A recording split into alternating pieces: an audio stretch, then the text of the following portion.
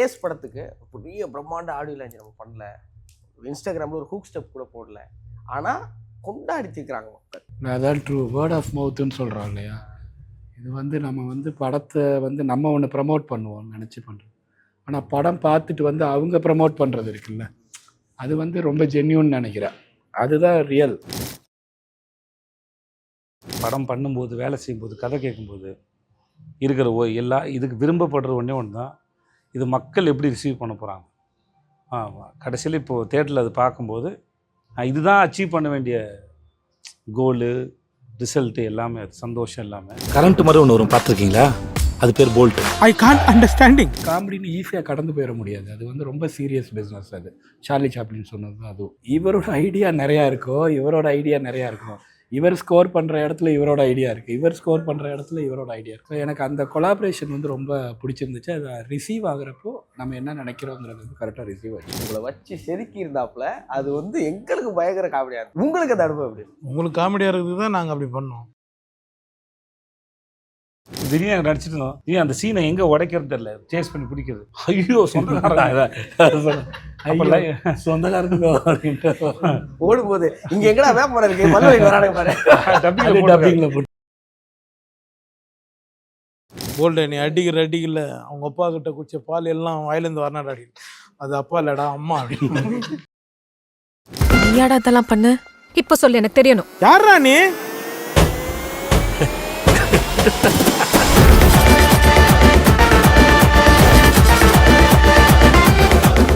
வணக்கம்ண்ணே. வணக்கம். வணக்கம் முத்து. 3 குறள் ஞாபகம் வருதுண்ணே. தோன்றின் புகழோடு தோன்றுக, தெய்வத்தால் ஆகாது நீனும், உங்களுக்கு நன்றி மறப்பது நன்றன்று. எல்லா மேடையிலையும் போய் இயக்குனரை பற்றி சொல்லிகிட்டே இருக்கீங்க, என்னுடைய முதல் படம். அது என்னென்ன காரணம் இருக்கு? எதையாவது ஒரு அடையாளத்தை தேடி ஓடும்போது யாராவது ரெக்கக்னைஸ் பண்ணணும்ல, யாராவது ரெக்கக்னைஸ் பண்ணணும். அதுதான் உங்களுக்கு நீங்கள் வைக்கிற நம்பிக்கை. திறமை இல்லாதவர்களுக்கு வாய்ப்பு கொடுக்கப்படுவதில்லை. அப்படி கிடைக்கிற வாய்ப்பு யாராவது தமிழ் நம்பினா தான் தொடங்குது, அது நம்பிக்கையில் தான் தொடங்குது.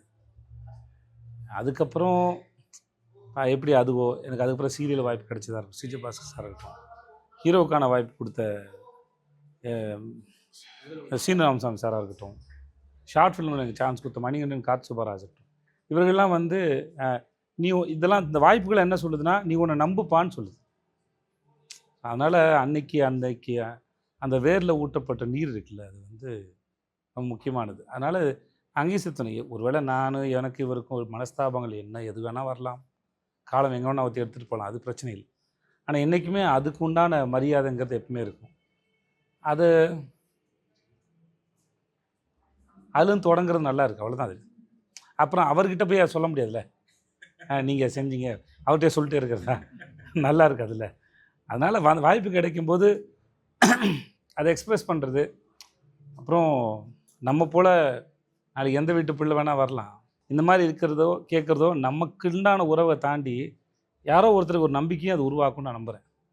எனக்கு முன்னாடி இருந்தவங்க அவங்க கதைகளை கேட்கும்போது சொல்லும்போது வந்து அது எப்படி எனக்கும் ஒரு நாள் அந்த கதவு திறக்கும் நான் நம்பி நான் என் பயணத்தை தொடங்கி இருப்பணும். அது மாதிரி ஏதோ ஒரு வீட்டு பிள்ளை வரும்போதும் ஓகே இது மாதிரி எனக்கு கதைகள் இருக்குங்க, நிஜமாக இருக்குது அப்படின்னு இருக்குது. பெரிய நம்பிக்கை உண்மையிலே கொடுத்துச்சுண்ணே. டைரக்டர் எனக்கு பெரிய ஆச்சரியமான கேள்வி, எப்படி யோகி பாபுவோட கால் ஷீட் அவ்வளோ நாள் வாங்கினீங்க? இல்லை நான் நடிகை தான்டா வாங்கினேன், கால் ஷீட் தான் கொடுக்க முடியும், கம்பவுண்டர் வேலையை பார்க்குறேன் நான். படம் முழுவதும் அண்ணனை பிடிச்சி உட்கார வச்சுருந்தீங்க, முதல்ல அதுக்கு ஒரு பெரிய நன்றி. இல்லை அவர் கொடுத்துட்டாரு.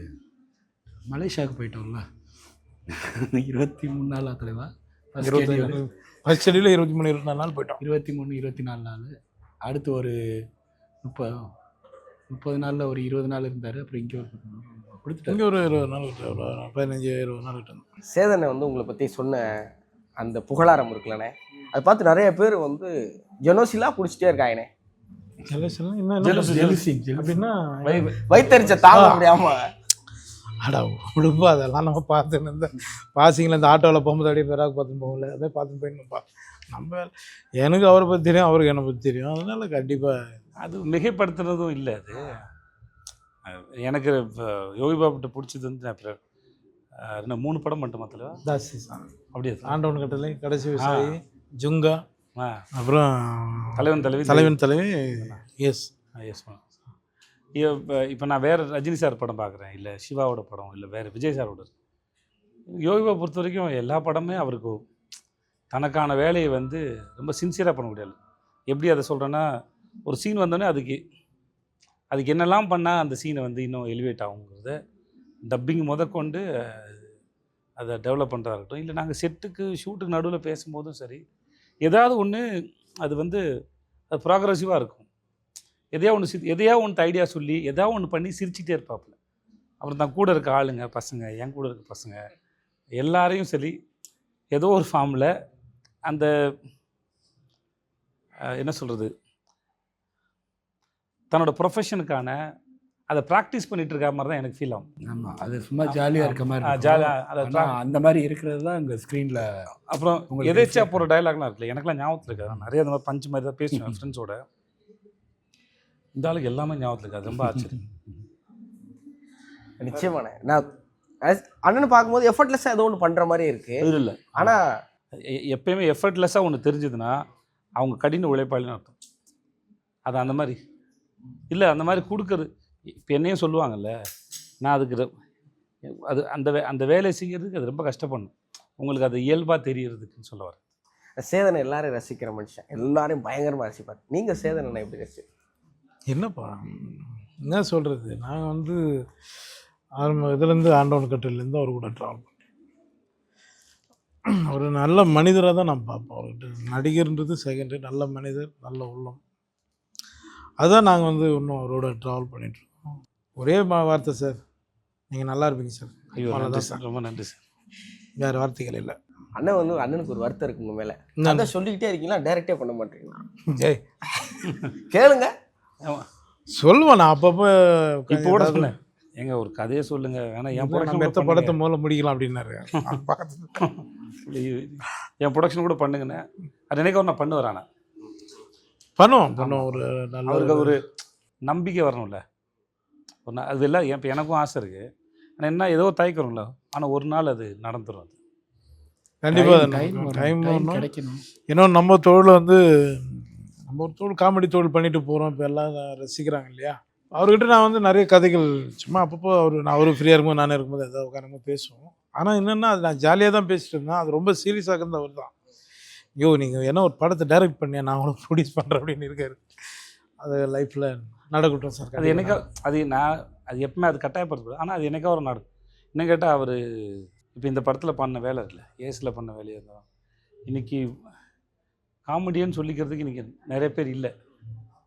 யோகிபாவோட தேவை வந்து ரொம்ப முக்கியம் இண்டஸ்ட்ரிக்கு. நான் அதையும் மனசில் வச்சு தான் சொல்லி என்றைக்காக ஒரு நடக்கட்டும். ஆனால் இன்றைக்கி இவரோட தேவை ரொம்ப முக்கியம். இப்போ நடுவில் விகடனில் வந்து கதிர்வேலன் சொல்லி சீனியர் சார் வந்து என் கதைன்னு சொல்லி சார்லி சாப்ளின் ஒரு புக் கொடுத்தாங்க. அது வாசிக்கும் போது ஃபுல்லாக எங்கேயோ யோகிபா பண்ண எல்லாம் கனெக்ட் பண்ண முடிச்சுட்டே இருந்து எனக்கு டேரக்டர்கிட்ட ஒரு கேள்வி இருக்குது.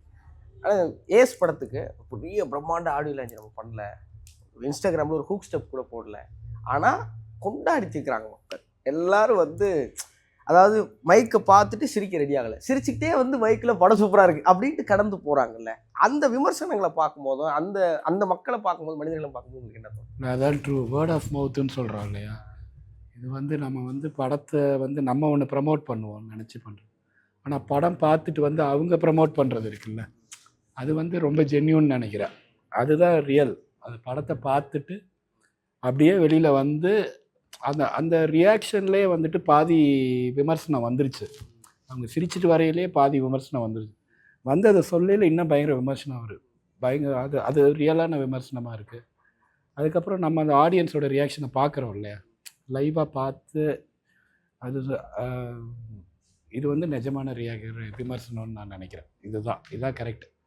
இது வந்து ரொம்ப ஹாப்பியாக இருக்குது. ஆக்சுவலாக ரொம்ப ஹாப்பியாக இருக்குது. இல்லை அல்டிமேட் படம் பண்ணும்போது, வேலை செய்யும்போது, கதை கேட்கும்போது இருக்கிற இதுக்கு விரும்பப்படுற ஒன்றே ஒன்று தான், இது மக்கள் எப்படி ரிசீவ் பண்ண போகிறாங்க. கடைசியில் இப்போது தேட்டரில் அது பார்க்கும்போது இதுதான் அச்சீவ் பண்ண வேண்டிய கோலு, ரிசல்ட்டு எல்லாமே, அது சந்தோஷம் எல்லாமே. இன்றைக்கி படம் பார்த்து முடிச்சு தேட்டருக்கு போகும்போது படம் பார்த்து முடிச்சுட்டு அவங்களோட கைத்தட்டலும் அந்த சிரிப்பும் தான் வந்து அதோட சந்தோஷம். ஒரே அந்த கைத்தட்டல் சிரிப்பு வருது இல்லை, அதுக்கு பின்னாடி இப்போ நான் படம் பார்த்துட்ருக்கேன்ல, ஆடியன்ஸ் வந்து ஃப்ரெஷ்ஷாக பார்ப்பாங்க.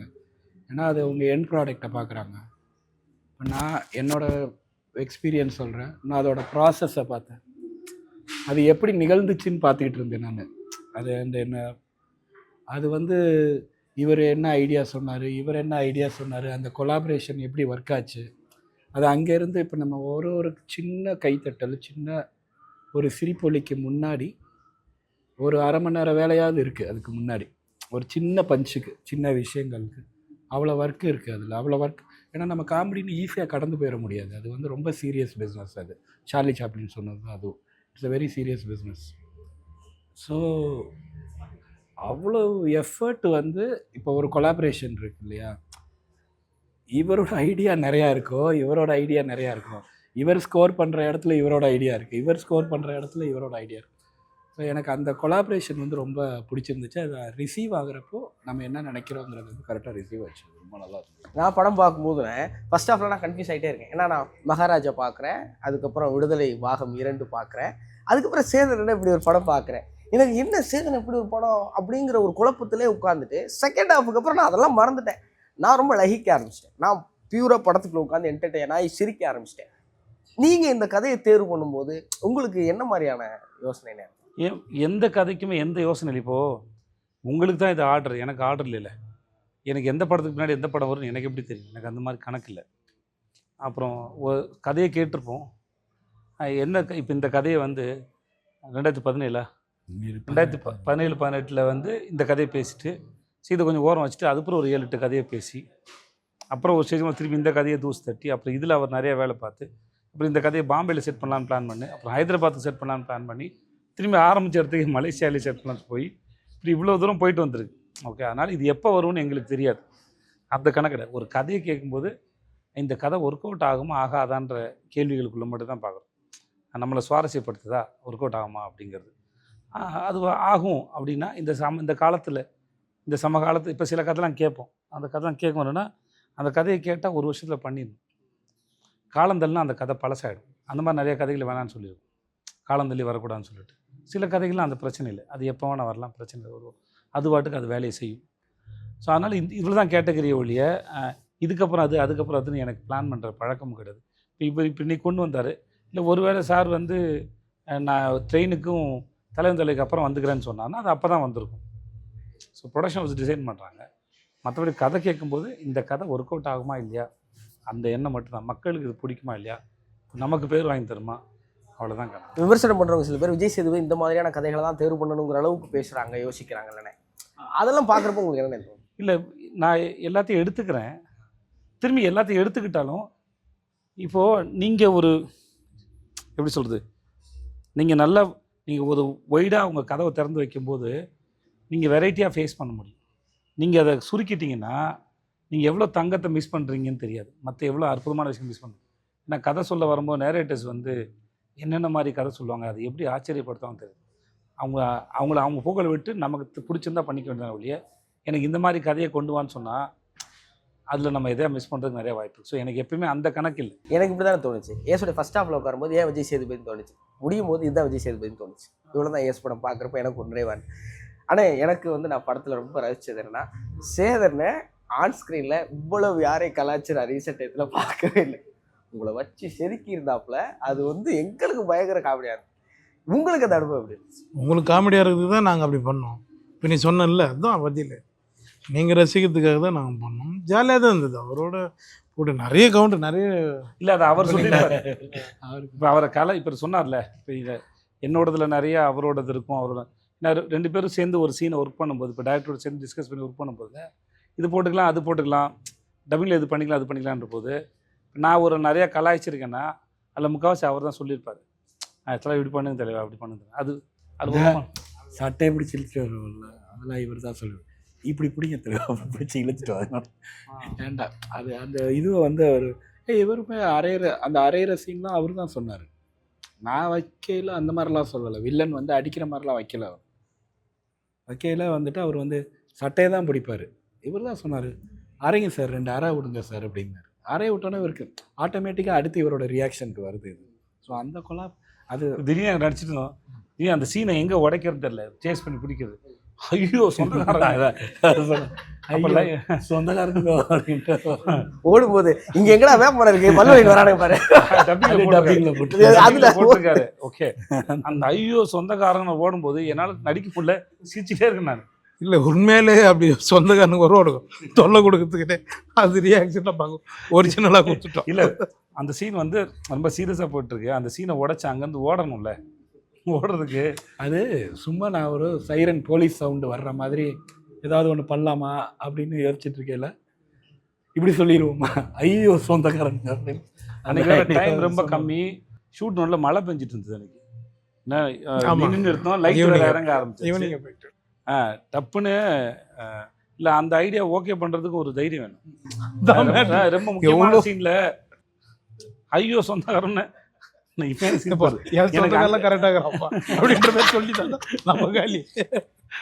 அதனால இந்த மாதிரி நிறைய இடத்துல நம்ம ஒரு சீன் ஒன்று பண்ணோம், ஞாபகம் இருக்கா சார்? அந்த இதில் லாக் பண்ணி முட்டி போட்டு வெள்ளம் கென்னு வைப்பாரு. ஆமாம், அது டைலாக் ஒன்று டைலாக் அதை கட் பண்ணிட்டு ஒரு சார் நாங்கள் பண்ணோம்.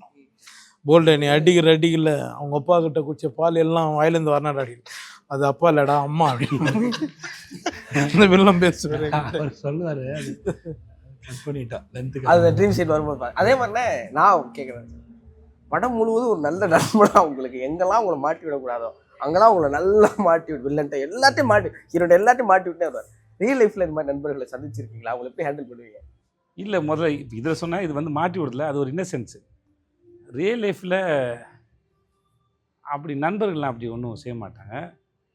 அப்படி செஞ்சால் அவங்க பேர் துரோகி. அதனால் வந்து கணக்கில் வராது.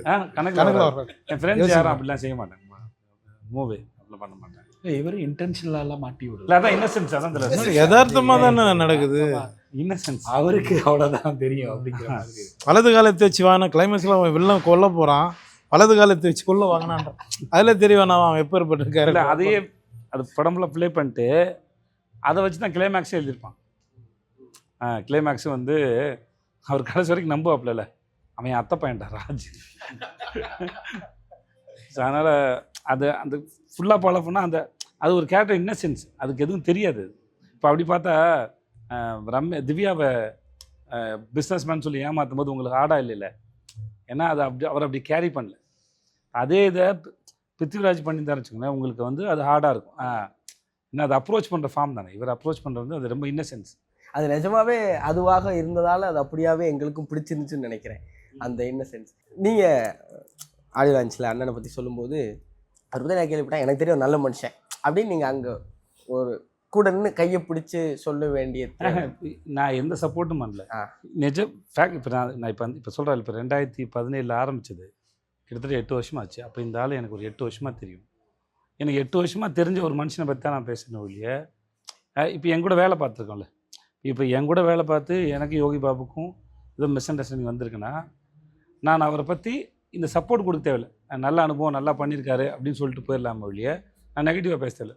அதை தாண்டி இல்லை அவர் மேலே வைக்கப்படுற விமர்சனத்துக்கு உண்டான ஆள் அவர் இல்லை, அவரோட வேலை பார்த்துருக்கேன் அப்படின்னு சொல்ல வேண்டிய அவசியம் வந்து இப்போ எக்ஸ்பீரியன்ஸ், நான் அனுபவப்பட்டதை சொல்கிறேன் அப்படின்ட்டு.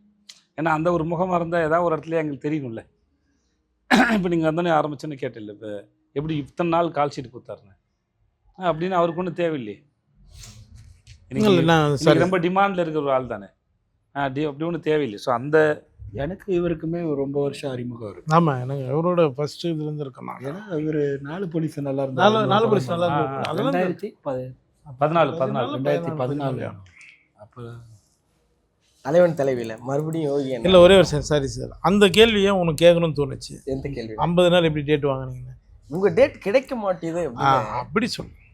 பிஸியாக இருக்கிறதுனால கிடைக்க மாட்டேங்குதான், வேறு எதுவும் இல்லை. வேறு எது அண்ணா, அதை தான் சொல்கிறேன். நான் வந்து அண்ணனை போய் அண்ணன் வீட்லேயே ஒரு முறை நேரம் செஞ்சுருக்கேன். எனக்கு தெரிஞ்சு ரொம்ப நீங்கள் சொன்னதான் சின்சியராக அண்ணன் சொன்னது, என்ன பண்ணுறீங்க, ஷூட்டிங் போயிட்டுருக்கேன், தினந்தோறும் ஸ்பாட்டுக்கு போய் தினந்தோறும் உழைச்சி தினந்தோறும் நேசித்து தினந்தோறும் சினிமாவோட வாழ்கிற ஒரு ஆள்னு அண்ணன் ஒன்றுங்கிறத நான் கூட இருந்து பார்த்தது சின்ன அனுபவத்திலே அறிவிலே சொல்கிறேன். அதனால தான் டேட் எப்படி கேட்டிங்கன்னே சொல்லேன் தவிர அவருக்கு கேட்டது வந்து ஒன்றும் இல்லை, டேட் நீங்கள் கொடுக்கலன்னு சொல்லல, டேட் உங்களால கொடுக்க முடியாதேங்கிறத வந்துட்டு எப்படி வாங்கினீங்கன்னு கேட்குறேன். டேட் நான் பேசுறதுக்கே இவ்வளோ இன்னசென்ட்டாக இருக்குது. நாங்கள் விடுதலை பாகம் 2 வந்து பிக் பாஸ் சீட்டுக்குள்ள உட்காந்து பார்த்தோம். அப்போ எங்களுக்கு படம் பார்க்குறதுங்கிறது ரொம்ப அரிதினும் அரிதானதாக இருந்துச்சு. ஒரு படத்தோட ஹீரோ அப்படியே சட்டையை கட்டிட்டு ஒரு பேர் பாடியில் ஒரு 6 பேக்ஸ்லாம் ட்ரை பண்ணணும், அல்லது ஒரு ஷோல்டர் ஆர்ம்ஸ் அப்படிலாம் இல்லாமல் ரொம்ப அசால்ட்டாக அது ஒரு கெத்தாக நாங்கள் பேசிகிட்டு இருந்தோம். நான் விஷயம்லாம் பேசிட்டு இருந்தோம். ஒரு ஹீரோ பேர் பாடியோட இவ்வளோ கேஷுவலாக அதை கெத்தாக கட்டினா சேதனம் தாண்டாங்கிற நாங்கள் பேசிகிட்டு இருந்தோம் ஒன்று. இப்போ நீங்கள் இதை கேரி பண்ணுறது இருக்குல்ல, ஒரு நம்ம மேலே இருக்கிற ஒரு கான்ஃபிடென்ஸ் இருக்குல்ல. இப்போ ரஜினி சாரை சொல்லுவாங்க, அவர் வந்து ஹீரோனா அப்படி தான் இருக்கணுங்கிறலாம் உடைச்சாரு. டேலண்ட் இருந்தால் போதும், அவன் தான் ஹீரோ அப்படிங்கிற ஒரு கான்ஃபிடென்ட் உங்களுக்குள்ள உச்சத்தில் இருக்கிறத நிறைய இடங்களை நாங்கள் தொடர்ந்து பார்த்துட்டே இருந்தோம். அதுக்கு என்ன காரணம்? அந்த கதாபாத்திரோட தன்மை தான் நினைக்கிறேன். நீங்கள் அதை தான் கேரி பண்ண போகிறீங்களுடைய ஃபிசிக்கல். முதல்ல உடம்பு வந்து ஃபிட்டாக இருக்கணும், அது அதுக்கு தேவைக்கு இல்லை, கதாபாத்திரத்துக்கு தேவைக்கு ஏற்ற மாதிரி இருக்கணும்னு வச்சுக்கோங்களேன். ஒருவேளை உங்களுக்கு அது அந்த கதாபாத்திரத்துக்கு ஒத்து வரலன்னு வச்சுக்கோங்களேன், உங்களுக்கு 1000 கேள்வி வரும். அப்புறம் அது வடிவமைக்கப்பட்டது கூட ஒத்து வரலன்னா உங்களுக்கு 1000 கேள்வி வரும். விக்ரமில் இருந்தாலும் சரி, விடுதலை இருந்தாலும் சரி, அதோட கதாபாத்திரத்தின் தன்மையோடு உங்களுக்கு ஒத்து வரதுனால உங்களுக்கு அது போயிடுது. நானும் அது பின்னாடி தான் நானும் இருக்கிறேன், அதனால் அதை நம்பி தான் இருக்கிறேன். அந்த கேரக்டர் அப்படி இருக்குது. அவங்க பொண்டாட்டி பிள்ளைங்களாம் விட்டுட்டு எங்கெங்கேயோ சுற்றிட்டு இருக்காங்க. அவனுக்கு சோறு தண்ணிலாம் ஒழுங்காக கிடைக்காது, கிடைக்கிறத வச்சு தான் வாழ்ந்துட்டு இருக்காங்க ஒருத்தங்க. முன்ன பின்ன தான் இருப்பாங்க, அது ஒன்றும் பண்ண முடியாது. அது அவ்வளோதான், அதுக்குள்ளே இருக்கிற அதோட சென்ஸான ஒளி. விக்ரம் பொறுத்த வரைக்கும் அது அவன் ஒரு ட்ரக் அடிக்ட் அவனுக்கு. அப்படியே அதனால் அவனுக்கு வேறு எதுவும் தெரியாது. அவனா ட்ரக் அடிச்சுக்கலாம், அவனே சொல்லியிருப்பாங்க, விட்டு அவனே ஒரு 4-5 வருஷத்தில் செத்துருவான். அவனுக்கு அவ்வளோதான். ஃபகத் ஃபாசில் பேசும்போது இருக்கும், அது அவள் ட்ரக் எடுத்துக்கிறாங்க. அதில் ஒர்க் பண்ணும்போது என்னோடய ஆக்டிங் கோச் பூஜா இருந்தாங்க. அவங்க தான் அதை பற்றின ரிசர்ச் பண்ணிட்டு ஷோல்டர் இறங்கி போன்லாம் தேஞ்சிட்டு வரும், ஷோல்டர் இப்படி இறங்கி விட்டுனாங்க. அதனால் அந்த பாடியில் இங்கே வச்சு பண்ணது உங்களுக்கு அது இப்படி இருக்கும் அவங்களோடது அப்படின்னு சொல்லிட்டு. ஸோ இதெல்லாம் அதை அந்த கேரக்டர் என்னவா அது கேரக்டர் மேலே இருக்க வைக்கிற நம்பிக்கையும் அது ப்ரெசென்ட் பண்ணுற நம்பிக்கையிலையும் மற்ற எதுவும் தெரியாதுன்னு தான். அந்த அப்புறம் இன்னொன்று வந்து எப்பயுமே ஆரோக்கியமாக ஃபிட்டாக இருக்கிறதுங்க தனி, அதையும் இதையும் கம்பேர் பண்ணக்கூடாது, ஒத்துக்கூடாது. ஸோ அதனால் இது வந்து ஒரு அது ஒரு மாயையாகவும் பார்க்குறேன்.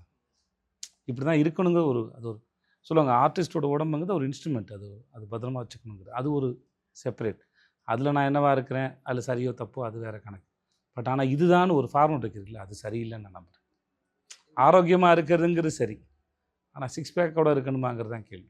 உங்கள் ஹெல்த் கான்சியஸை நான் தொடர்ந்து ஃபாலோ பண்ணி நேரம் கிடைக்கும் போது யோகா கிளாஸ் போயிட்டுருக்கீங்க, திடீர்னு பார்த்தா சிலம்பம் கற்றுக்கிறீங்க, திடீர்னு பார்த்தா குத்து வரிசைங்கிறீங்க, திடீர்னு கிளாசிக் கிளாஸ் போகிறேங்கிறீங்க. இப்படி கிடைக்கிற நேரத்தில் இதை கடந்து வெளியெல்லாம் போய் கற்றுக்கிறதுன்னு ஒன்று இருக்குல்லண்ணே, அது எவ்வளோ தேவை நினைக்கிறேன்? அது ஆக்டருக்கு ரொம்ப முக்கியம்னு நினைக்கிறேன். நான் மற்றவங்களுக்கு காமனாக சொல்ல முடியாது, பட் எனக்கு அது தேவைப்படுது. எதையாவது ஒன்று கற்றுக்கிட்டே இருக்கும்போது ஏதாவது ஒரு மூளை கொஞ்சம் புதுசாக ஏதாவது லேர்ன் பண்ணும்போது ஆக்டிவாக இருக்க மாதிரி நான் நம்புகிறேன் நான். ஸோ அது இன்னும் கொஞ்சம் இளமையாக வச்சுருக்கணும்னு நான் நம்புகிறேன் நான். அந்த பைக் எடுத்துகிட்டு வர சீனில் சாருங்க அண்ணனுக்கு ஒரு கெட்டப், அது எப்படி சரி வச்சிங்க? எது ஒரு கெட்டப் நீங்கள் மட்டும் சைனீஸ் லேடி கெட்டப் யோசிச்சா அதுக்கு நிறைய ரெஃபரன்ஸ்லாம் எடுத்து பார்த்தோம். கொலாபர்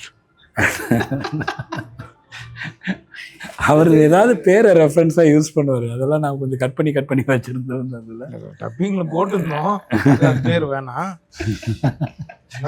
சீக்கிரம் வேணாம், சரி வேணா விட்டுருங்க, அங்கேயே வேணான்ட்டு இன்டர்வியூவில் பேச நல்லா இருக்கு. அதுதான் அதுக்கு ஆக்சுவலாக எடுத்த ரெஃபரன்ஸில் வந்துட்டு ஒரு ரஷ்யன் மாடல் இருப்பாங்க அந்த ட்ரெஸ்ஸில். அந்த ட்ரெஸ்ஸை எடுத்துகிட்டு அதுக்கப்புறம் அதை பார்த்துட்டு இதை போட்டால் நல்லா இருக்கணும்னா அவங்களால இமேஜின் பண்ண முடியல, காஸ்டியூம் டிசைனர்னால இதை எப்படி அங்கே அப்படின்னு சொல்லிட்டு ஒரு தடவை பார்த்து அப்புறம் எப்படி இருக்கும். ஐயோ மலேசியா தீச்சி மாதிரி இருப்பானே ஆளு. ஆனால் ஜாலியாக தான் இருந்தது சார். நல்லா நிறைய பேர் அந்த சொல்லும்போது சிரிச்சுட்டு கேட்குறான் சார். அண்ணன் சார் அந்த பேர் அண்ணன் சைனீஸ் ஆயான மேலே அங்கே எடுக்கும்போது ஷார்ட் எடுக்கும்போது அங்கே இருக்கிறவங்க ஒரு 4-5 பேர் அடி பார்த்துக்கணும். ஓ அப்படின்னு ஒரு மாதிரி தான் பார்த்தேன். அது ஆக்சுவலாக ஷூட் பண்ணது சைனீஸ் மார்க்கெட், அது கேரளில் இருக்குது சைனீஸ் மார்க்கெட். நீங்கள் எப்போதும் சொல்கிறதுண்ணே, இலக்கில் வெற்றி பயணம்தான் வெற்றி அப்படின்னு நீங்கள் எப்போதும் சொல்கிறது. இந்த பயணத்தை நீங்கள் இவ்வளோ ரசிக்கிறதுக்கு காரணம் என்ன? அந்த ரசிக்கிறதுனால தான் இந்த வெற்றி நடக்குது நம்புறீங்க? பிடிக்கிறது ஒரு காரணம், பிடிச்சனால ரசிக்கிறோன்னு நான் நினைக்கிறேன். பிடிச்சி வந்திருக்கோம். அப்புறம் நிஜமாகவே ஒரு நான் ஆல்மோஸ்ட் 365 நாளில் ஒரு 300 நாளாவது ஷூட்டில் இருப்பேன்னு நினைக்கிறேன். ஒரு குறைஞ்சபட்சம் 250 நாளாவது ஷூட்டில் இருப்பேன். ஷூட்டில் இருக்கிற அனுபவம் வந்து ரொம்ப நல்லாயிருக்கும். ஆல்மோஸ்ட் டிசிப்ளின்டாக வேறு இருக்கும். நைட் சீக்கிரம் தூங்கி ஆகணும், காலைல சீக்கிரம் எந்திக்கணும், 6 மணிக்காவது எந்திக்கணும். வேலைக்கு போகிறதுக்குல 6 மணிக்கு எழுந்துச்சு நீங்கள் ஃப்ரெஷ் ஆகி வீட்டில் இருந்தால் ஒரு 10-12 மணிக்கு தூங்குவோம். பட் அங்கேனா 6 மணிக்கு எழுந்திரிச்சு அப்புறம் வந்து ஷூட்டில் இருக்கிறனால வந்து நம்மளை ஒழுங்காக பார்த்துக்கணும், சிக்காயிடக்கூடாது, இல்லை ஷூட்டு பாதிக்கப்படும் அப்படின்னு ஒரு டிசிப்ளின் இருக்கும். அப்புறம் அந்த வேலை செய்யும்போது கிடைக்கிற டெய்லியும் சீன் கிடைக்கும்போது அது ஒரு ஒரு ஒரு தனி மனுஷன் செய்கிற வேலை இல்லைல்ல, இவ்வளோ பேரோட சேர்ந்து செய்யணும்ல. நீங்கள் வந்து கேமராமேனு, டைரக்டரு, கோ ஆர்டிஸ்ட்டு, ஆர்ட் டிபார்ட்மெண்ட்டு, மற்ற ஆர்டிஸ்ட்டு, ஜூனியர் ஆர்டிஸ்ட்டு, ஒரு பெரிய வேலை அது நடக்கிறது. அதை நான் ரொம்ப என்ஜாய் பண்ணுறேன், ரொம்ப ரசிக்கிறேன். அது ரசிக்கும் போதே வந்து மற்ற எல்லாமே அதுக்கப்புறம் கிடைக்கிறது அதெல்லாம் போனஸ் தான். ஒரு படத்தின் வெற்றியோ அதுக்கப்புறம் வர்றதோ எல்லாமே போனஸ் தான். வேலையில் சுகம் கிடைக்கும் போதில்ல, அது வந்து அது பெரும் சுகம். அதனால தான் உங்களை நாங்கள் ரொம்ப ரசிக்கிறோம். எனக்கு இந்த ஒரே ஒரு கேள்வி இருக்கேன். இன்றைக்கி சினிமா வந்து ப்ரமோஷனை பொறுத்து தான் படம் போய் சேரும்னு ஒரு நம்பிக்கை இருக்குது. ஏஸ் எங்கேயோ அந்த இடத்துல ஒரு சின்ன கிராக்கை ஏற்படுத்தியிருக்க அந்த நம்பிக்கையில் நான் நம்புகிறேன். நம்ம மகாராஜா நம்ம புஜ் கலிஃபாவில் போய் எடுத்துகிட்டு போய் வைக்கணும். ஏஸ் படம் ரிலீஸ் ஆனதுக்கு பிறகு உட்காந்து நம்மளாம் அதை பற்றி பேசி சிரித்து அதை என்ஜாய் பண்ணிகிட்டு இருக்கோங்கிறப்போ மக்கள்கிட்ட கொண்டு போய் சேர்றதுக்கு எது முக்கியம்னு நினைக்கிறீங்க? மக்களில் முதல்ல வந்ததுக்கப்புறம் டிசைட் பண்ணுறது மக்கள். அந்த மக்கள்கிட்ட கொண்டு போய் சேர்க்க வேண்டிய நம்மளுடைய, ஏன்னா எல்லாருக்கும் அவங்க வீட்டு வேலைகள் இருக்குது. எங்களுக்கு சில நெருக்கடி, நாங்கள் இது நிறைய பிளான் பண்ணோம், பேசணும், சில நெருக்கடிகள் இருக்குது, வேறு வழியில் வந்தாகணும். ஸோ இருந்த டைம் ரொம்ப கம்மி. ஆடியோ லான்ச் வைக்கலாம், பெருசாக பேசலாம்னு சொல்லும்போது ப்ரொமோஷன் பண்ணும்போது அப்போ சண்டை நடக்க வார் நடந்துட்டு இருந்தது. அந்த சமயத்தில் உட்காந்து ஒரு படத்தை ப்ரொமோட் பண்ணுறது வந்து வைக்கிறது சரியில்லைன்னு சொல்லிட்டு அதுக்கப்புறம் தான் நாங்கள் அதை யூடியூப்பில் விட்டோம். ஸோ அது சரி கிடையாது. ஸோ அதுக்கப்புறம் படத்தை தள்ளி வைக்கலாம்னு நினச்சோம். ஸோ எதுவுமே கடைசி ஒரு வாரத்துக்கு முன்னாடி நடக்கிற வேலைகளாக இருந்தது. ஸோ அது எங்களுக்கு தெரிஞ்சது. இங்கே சில சமயம் வேறு வழி இல்லை, அது சில சமயம் அமைஞ்சிடும். ஆனால் எங்களுக்கு ஒரு பதட்டம் இருந்தது. அது நேற்றுக்கு இன்னைக்கு வந்து நிம்மதியை கொடுத்துருக்கு. என்னென்னா இப்போது தேட்டரோட ரிசல்ட் என்ன தான் கற்றுனாலும் கடைசியில் தேட்டரில் மக்கள் கத்தணும், இல்லாட்டி நம்ம கதறணும். அதனால் நோட் பண்ணி அந்த வாய் திறக்க வந்துட்டு அப்போ என்ன அர்த்தம்? இல்லை அது அவர் சொல்கிறது தான் கரெக்டு. வந்திருக்கும் கவுண்டர், அது ஏதோ இன்டர்வியூ கேமராவுக்கு இப்போ மரியாதை இப்போ நான் தொடர்ந்து சொல்லவா வேணாம்? இது இல்லை நீங்கள் ஆரம்பிச்சு. எனக்கு ஒரு கான்சியஸ் கிரியேட் பண்ணி அதை தப்பாக சொன்ன மாதிரி தப்பாக சொல்லிட்டேன்னா கரெக்டாக சொன்னேன். ஒரு கவுண்டர் வந்துச்சுன்னா அப்புறம் அந்த கண்ட்ரோல் எப்படி கண்ட்ரோல் பண்ணலாம்? சரி, முடிஞ்சோன்னு சொல்கிறீங்களா? அப்புறமா சொல்லுங்கள், கண்டிப்பாக சொல்லுங்கள், உங்கள்கிட்ட தான் சொல்லுவேன்.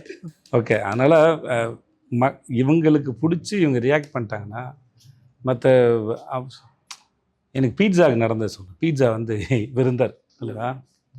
பீட்சா காலில் ஷோ போட்டாங்க தலைவா. காலில் ஷோ பார்த்துட்டு எனக்கு நெகட்டிவாக ஒரு தலைவா. அப்போது நான் எஸ்கேப்பில் படம் பார்த்தேன். என்ன மால் சார் அது? இஎம்ஐ தான். ஆமாம் ஆமாம், இஎம்ஐ. அதுவே எஸ்கேப் தானே? எஸ்கேப் தான், எஸ்கேப். இஏல படம் பார்த்துட்டேன். நடுவில் கொஞ்சம் பக்கத்தில் ஆஃபீஸ் அங்கே இருக்குது, அபிராம்புரமா சார்? இது இங்கே இல்லை, கமல் சார் இங்கே சார், இவரோட ஆழ்வார்பேட்டு. மழை, செம்ம மழை தலைவா.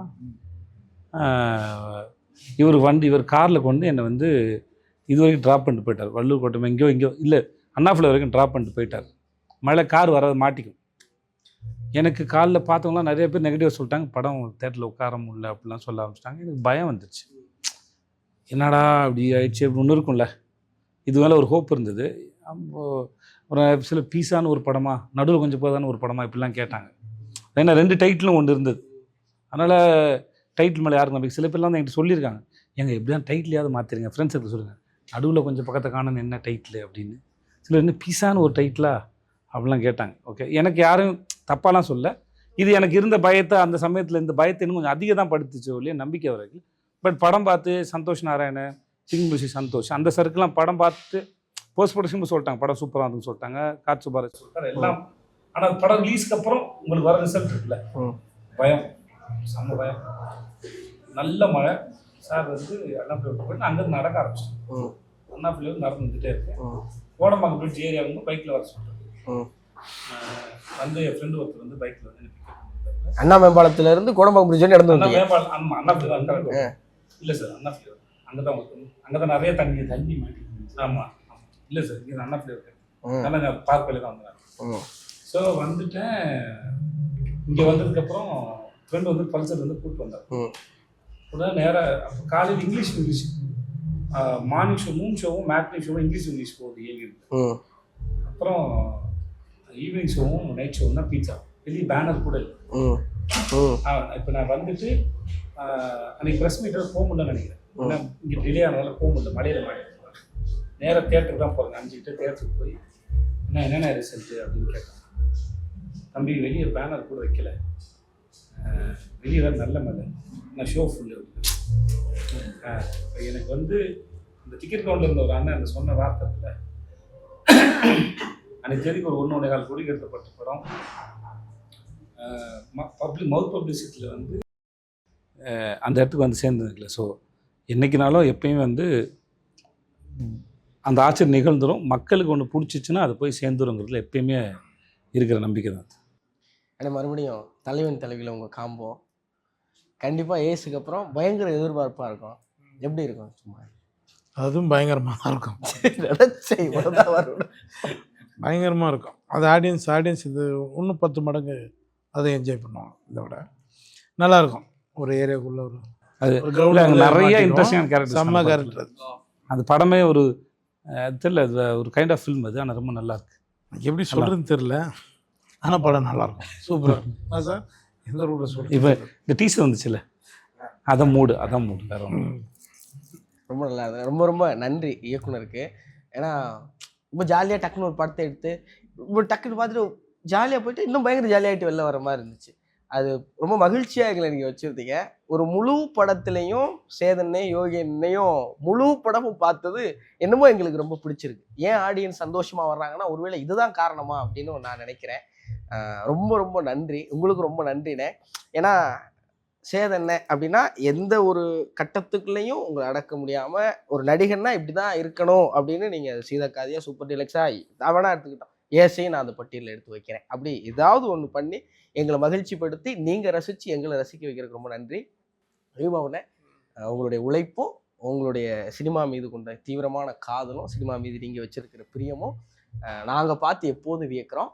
அண்ணன் சொன்னதை இன்னைக்கு சினிமாவுக்கு நீங்கள் ரொம்ப ரொம்ப தேவை. அதுக்கு நீங்கள் தொடர்ந்து எங்களை மகிழ்விக்கிறதுக்கு நன்றி. ஆனால் நான் ரொம்ப மிஸ் பண்ணுற ஒன்று கேட்டால் தப்பாக இருக்குமான்னு தெரியல, எனக்கு கேட்கணும் போல் ஆசையாக இருக்குது. தப்பாக இருந்தால் கட் பண்ணிடுவோம், சொல்லுங்கள். எனக்கு வந்து நீங்கள் யோகி எனக்கு ஒரு முத்தம் கொடுக்கணும், அதை பார்க்கணுன்னு ஆசை. நாங்கள் தனியாக கொடுத்துக்கோம் நினச்சேன். உங்களை சொல்லிடுவேன் உங்கள்கிட்ட. நீங்கள் ஒரு ஸ்பீச் ஒன்று கொடுத்தீங்களா லென்த்தாக, அந்த தமிழ் இல்லை முன்னாடி தமிழை பற்றி ஒரு அவளும் நானும் தமிழ் பேச்சு மூச்சில் கொடுத்தீங்க இல்லையா, அது வந்து அழகான ஸ்டோரி டெல்லிங், சூப்பராக இருக்கும் அந்த ஸ்டோரி டெல்லிங். அது வந்து என்னோட பையனுக்கு வந்து என் ஒய்ஃப் வந்து மோட்டிவேஷனாக காட்டுவாங்க எப்படி பேசுகிறாங்க அப்படின்னு சொல்லி. சரி, அது உங்களை பார்த்த உடனே அப்போலேருந்து சொல்லணும்னு நினச்சிட்டு இருந்தேன். சொல்லிடுறேன் நான் நடிச்சிருவான் சீக்கிரம். All the best. இந்த ஏரியா விட்டுட்டு சீக்கிரமாக அந்த ஏரியாவுக்கு வாங்க நடிக்கிறான். என்ன சார் ஹீரோவா? வாழ்த்துக்கள். தேங்க்யூ.